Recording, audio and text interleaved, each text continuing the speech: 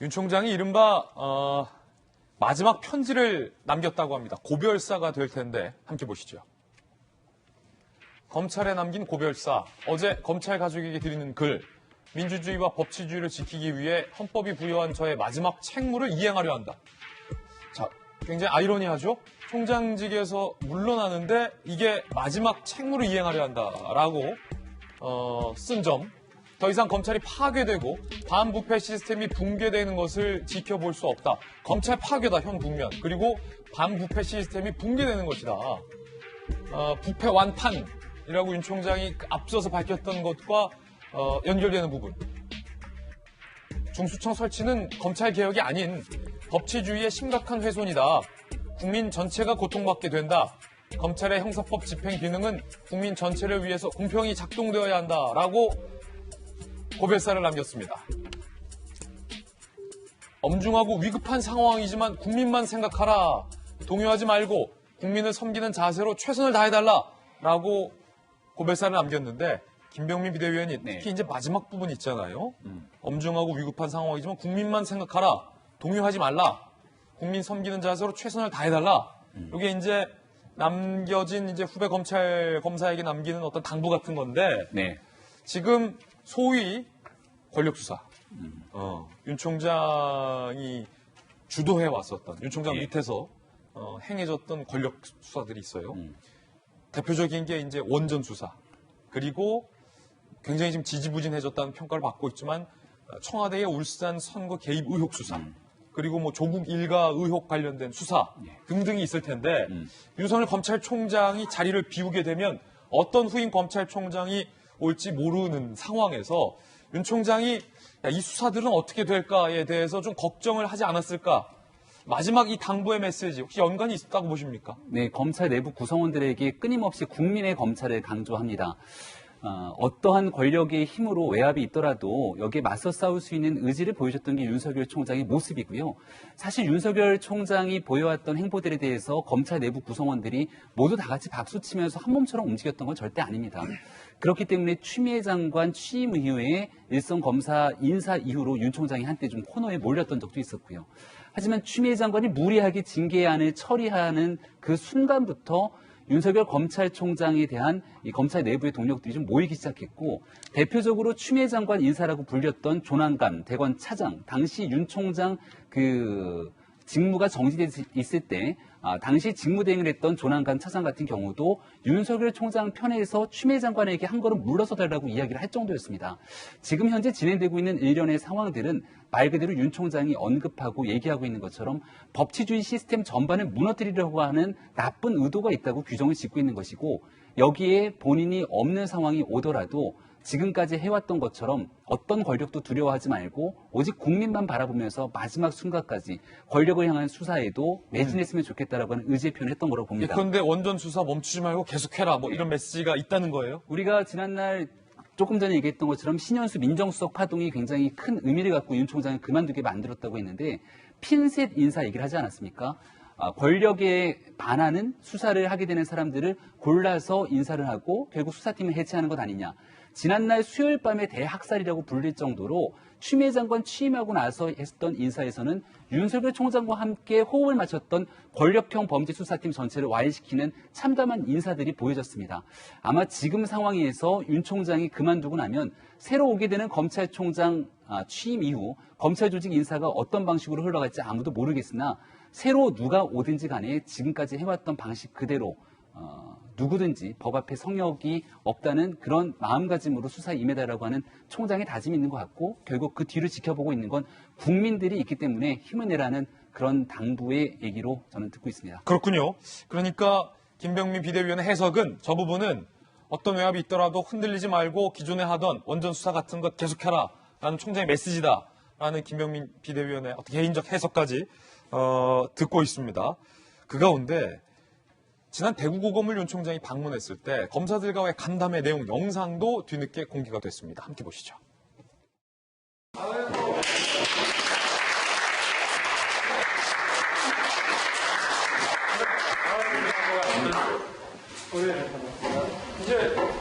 이제 사과할 때는 좀 있어야지. 대단해? 시험 떨어졌습니다. 저 사람. 조사를 많이 해갖고 머리가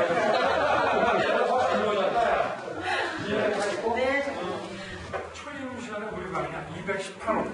일단 책상이 이쪽 방에 이렇게 돼 있고, 그리고 이제 대장 하나, 나, 우리 실무 하나 이렇게 있었는데, 그 방은 좀 컸다고. 그래. 그래. 야, 이거 한 15년, 26년 전인가? 그때 이 방을 썼네. 권력이나 특권층이 저지른 또는 아주 지능화되고 조직화된 세력들이 저지른 시세 조정원들이 권력층이라고 볼 수는 없지만 굉장히 조직화되고 지능화되어 있는 조직, 세력 아닙니까? 거기에 대한 대응을 확실하게 해줘서 이거 국민을 지켜야 된다. 그리고 어떠한 외압이 들어오든지 생각할 필요 없어요. 철저하게 해야 돼. 제가 말씀드리는 공정한 검찰은 억울한 사람 안 만드는 거고 국민을 위한 국민의 검찰이라고 하는 것은 국민을 진짜 보호를 해야 된다. 이 말이야. 국민을 보호하기 위해서는 인사권자 눈치도 볼 거 없다 이런 얘기예요. 원칙대로 하라 이런 거예요.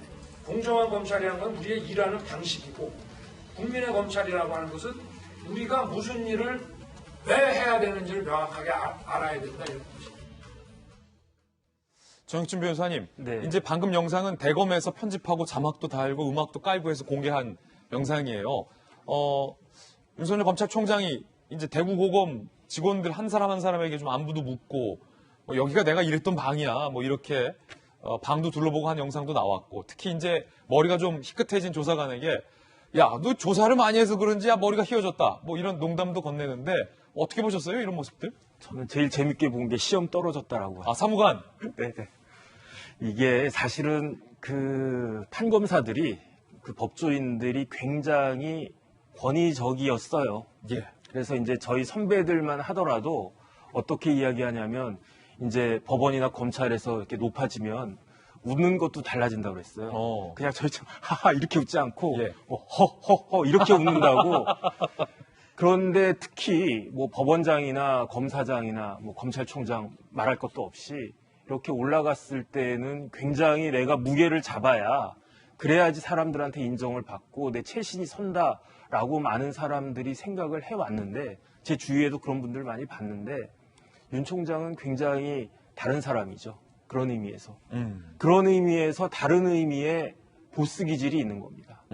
왜냐하면 아랫사람들은 검찰같이 특히 이제 위계 조직이 딱 있고 검찰같이 검사가 있고 사무관이 있고 그 검찰 수사관이 있고 이런 조직에서는 검사장이나 뭐 검찰총장 뭐 말할 것도 없이 나를 이렇게 구체적으로 기억해 준다는 거 이거 굉장히 큰 거거든요. 그래서 저는 잠깐 어떤 생각을 했냐면 윤 총장이 검찰에서 차지하고 있는 위치가 지금 검찰 구성원들한테 굉장히 크다. 저는 그렇게 생각을 하고요.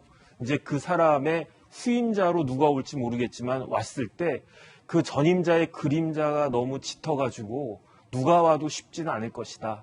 그런 생각이 들고요. 그래서 어쨌든 저런 모습 때문에 윤 총장이 검찰 내부에서는 굉장히 인기가 있고 또 저런 모습이 있기 때문에 원래는 법률가들이 법조인들이 정치를 그렇게 잘하지 못하지 않습니까? 그래서 저런 의미에서는 좀 기대할 수도 있는 것이 아닌가 저는 그런 생각이 듭니다. 예. 자, 김영주 의원님. 네. 그런가 하면 그 뒤에 나왔던 이제 간담회의 어떤 내용들이 굉장히 구체적이고 직관적으로 설명을 했습니다. 특히나 우리가 메시지를 알려지기로는 하루 전날 이제 텍스트로 알려져서 저희도 봤잖아요. 예컨대, 국민 보호를 위해선 인사권자 눈치를 볼 것 없다. 그러니까 이 정제된 텍스트를 볼 때랑 윤 총장의 어떤 영상으로 볼 때가 좀 뉘앙스가 많이 달랐어요. 영상에서는 손을 이렇게 들었어요. 아무리 인사권자의 눈치를 볼 거 없다. 뭐 이게 뭐 그냥 제스처일 수 있겠지만 굉장히 좀 뭔가 위를 가리켰단 말이에요. 네. 어떻게 들으셨어요? 본인이 평소에도 나는 사람에 충성하지 않는다. 음. 그렇게 얘기한 거하고 일맥상통한 거고요. 방금 이제 우리 정혁준 변호사 이제 그런 어떤 독특한 부분이 있는데 이제 서울 국회의원들이 말하자면 더 뭔가 큰 인물이 될 가능성이 많다. 그런 얘기가 있어요. 예. 그거는 크게 두 가지입니다.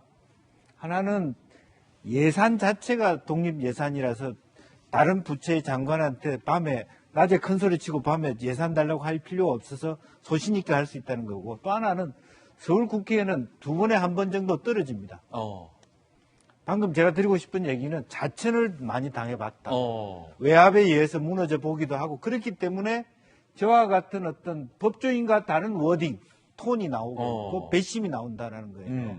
다른 뭐 지방의 자기 뭐 대구의 국민의힘, 뭐 광주의 민주당 국회의원들 4선 5선 계속 간다는 것 자체가 성수가 많아짐에도 불구하고 그만큼의 무게중심이 없어요.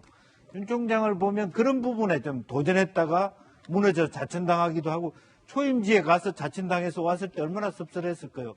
뭐 인터뷰 보니까 어떤 사람 같이 거기서조차도 저 사람은 찍힌 사람이니까 어울리지도 않으려는 풍토에서도 같이 올려서 사진도 찍는 그 속에서의 배포가 있고 인간적인 부분이 있었던 것이고 또 가장 도드라진 것이 검찰 법조인과 다른 워딩을 써요. 표현 방법이. 그러니까 일상적인 표현이고 거침이 없습니다.